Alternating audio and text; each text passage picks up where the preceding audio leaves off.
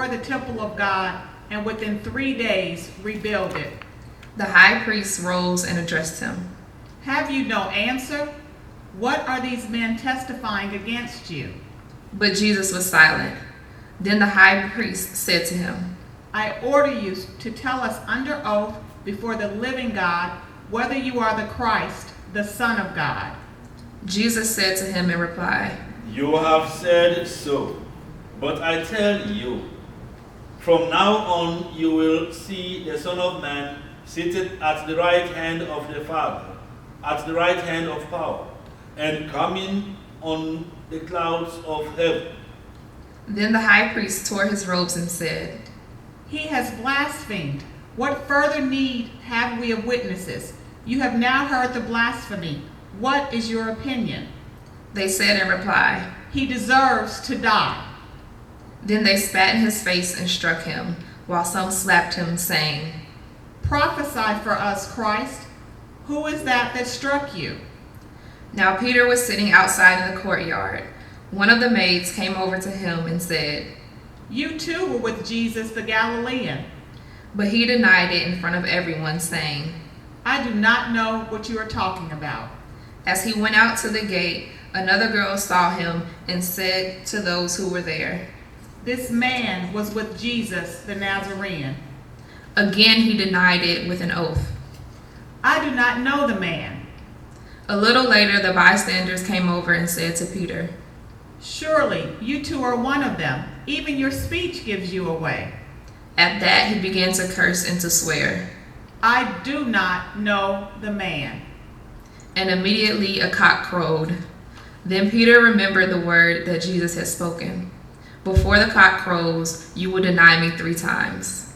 He went out and began to weep bitterly. When it was morning, all the chief priests and the elders of the people took counsel against Jesus to put him to death. They bound him, led him away, and handed him over to Pilate, the governor.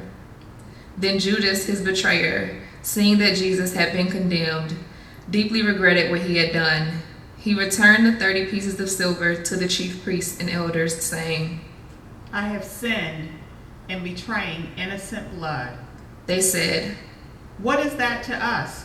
Look to it yourself. Fleeing the money into the temple, he departed and went off and hanged himself. The chief priests gathered up the money, but said, It is not lawful to deposit this in the temple treasury, for it is the price of blood. After consultation, they used it to buy the potter's field as a burial place for foreigners. That is why that field, even today, is called the field of blood. Then was fulfilled what had been said through Jeremiah the prophet. And they took the 30 pieces of silver, the value of a man with a price on his head, a price set by some of the Israelites, and they paid it out for the potter's field, just as the Lord had commanded me. Now Jesus stood before the governor, and he questioned him. Are you the king of the Jews? Jesus said, You say so. And when he was accused by the chief priests and elders, he made no answer. Then Pilate said to him, Do you not hear how many things they are testifying against you? But he did not answer him one word, so that the governor was greatly amazed. Now on the occasion of the feast of the governor was accustomed to release to the crowd one prisoner whom they wished. And at that time they had a notorious prisoner called Barabbas. So when they had assembled, Pilate said to them, Which one do you want me to release to you, Barabbas or Jesus, called Christ? For he knew that it was out of envy that they had handed him over. While he was still seated on the bench, his wife sent him a message. Have nothing to do with that righteous man. I suffered much in a dream today because of him.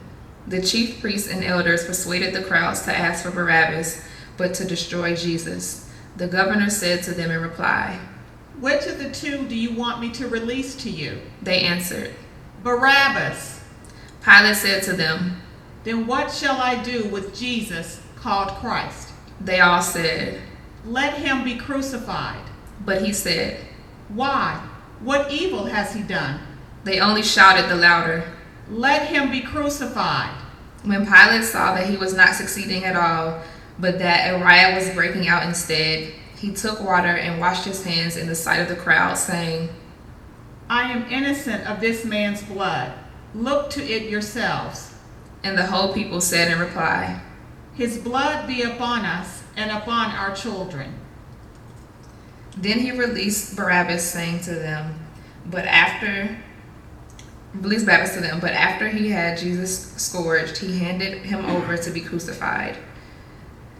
Then the soldiers of the governor took Jesus inside the praetorium and gathered the whole cohort around him. They stripped off his clothes and threw a scarlet military cloak about him. Weaving a crown out of thorns, they placed it on his head and a reed in his right hand. And kneeling before him, they mocked him, saying, Hail, King of the Jews! They spat upon him and took the reed and kept striking him on the head. And when they had mocked him, they stripped him of the cloak, dressed him in his own clothes, and led him off to crucify him. As they were going out, they met a Cyrenian named Simon. This man they pressed into service to carry his cross. And when they came to a place called Golgotha, which means place of the skull, they gave Jesus wine to drink mixed with gall. But when he had tasted it, he refused to drink.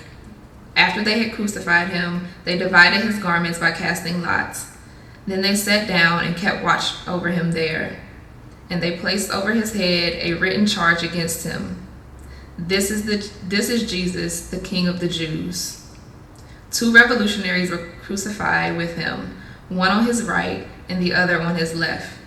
Those passing by reviled him, shaking their heads and saying, You who would destroy the temple and rebuild it in 3 days, save yourself if you are the Son of God and come down from the cross.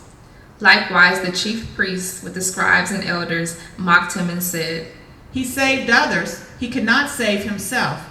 So he is the King of Israel. Let him come down from the cross now, and we will believe in him. He trusted in God. Let him deliver him now if he wants him.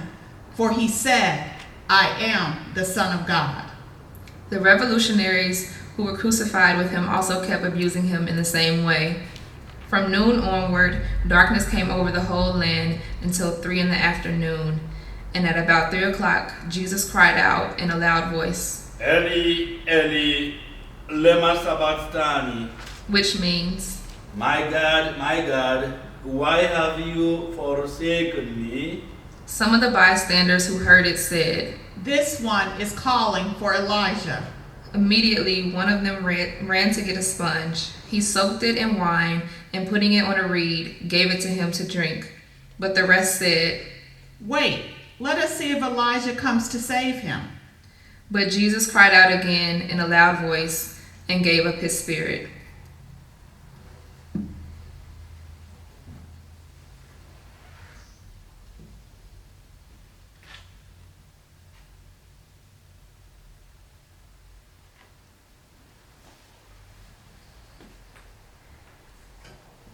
And behold, the veil of the sanctuary was torn in two from top to bottom.